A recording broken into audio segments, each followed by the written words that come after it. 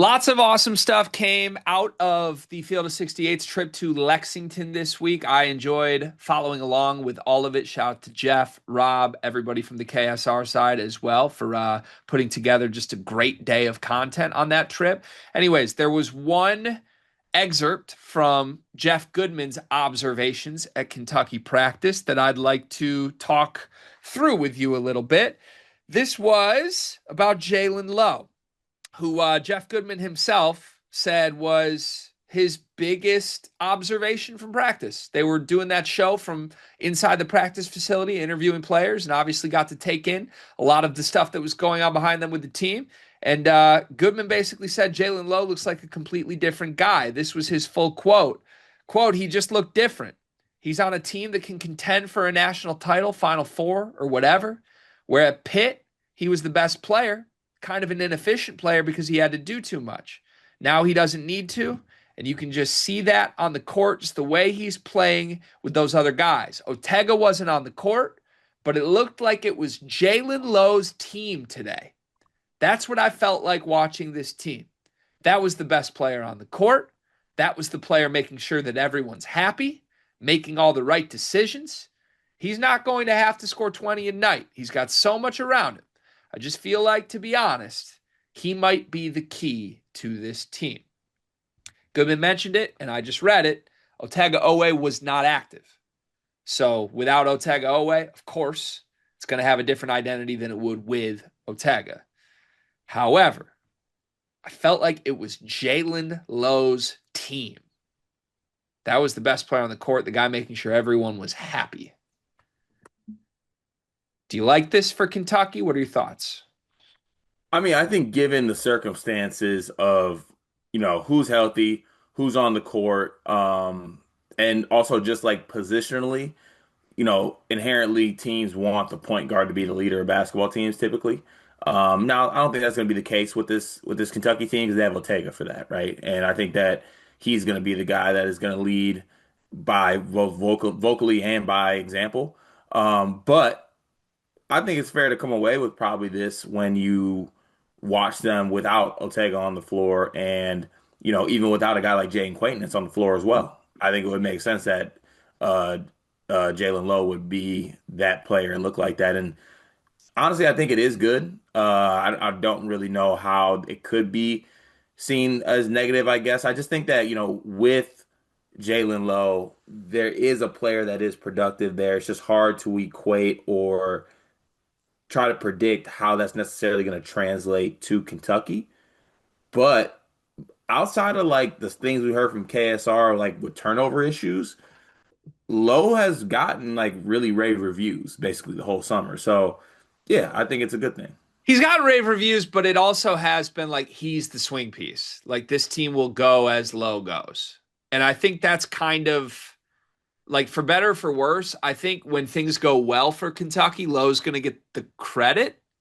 And when things go poorly for Kentucky, he's probably going to get the blame. Like they're not going to look at Otega Owe and be like, we're losing games because of Otega. Right. So look, Lowe has a very loud game, high variables in his game, whether his shots are going in or not. If he's getting hot from three, he's basically unguardable. If he's turning it over, he's causing you problems.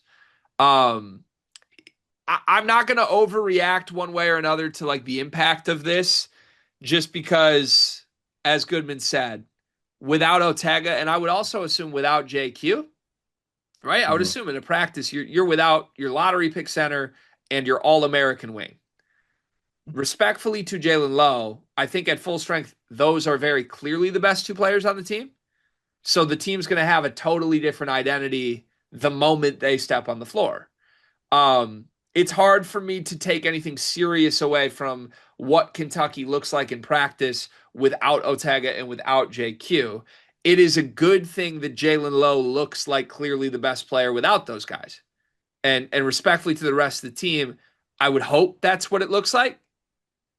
Jaylen Lowe is a lot more dynamic than Denzel Aberdeen and Cam Williams and Mo Diabate and Trent Noah and Colin Chandler and Brandon Garrison. I'm going to leave the freshman out of it because Jasper Johnson, I don't know, he might be really dynamic. Malachi Moreno might be great too. But like we kind of know who the vets and the role players are. And we know who Jaylen Lowe is. Jaylen Lowe's a very productive first option type. Nobody else in the team is. So I guess in conclusion, it makes sense that that's what it looked like without Quaintance and without Otega. I don't think it will continue to look like Jaylen Lowe is the best player on the team when Kentucky's at full strength, and that's what Kentucky fans should want.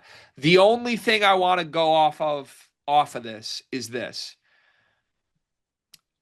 I don't think you should want it to look like it's Jaylen Lowe's team because Goodman even said it at sort of the beginning of this. At Pitt, he had to do everything. He had to get 20, and, it was Pitt. Now he's at a place with like national title aspirations. So I guess I don't see a great connection there between like, well, at Pitt, he had to be the best player and they were bad.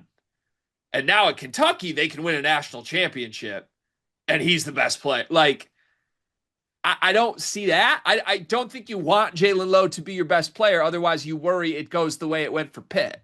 Now, there are obviously more talented role players around him, but also Jaylen Lowe plays a part in this game. His very, very loud game that was wildly inefficient last year is a game that can lead you to losses. So if you are a Kentucky fan, you are rooting for Jaylen Lowe to fit into your team, not to be the pedestal guy of the team. And again, I don't think it's concerning because you're just without Otega and JQ. But if we get Otega and JQ back and it's still, this looks like Jaylen Lowe's team, to me, I would be like, I don't think that's the vision for how this team gets to a national championship. If that's how it plays out, then yeah. But I think in this setting, it's like we would be concerned if it wasn't Jaylen Lowe who looked like the best player in the gym, to be honest.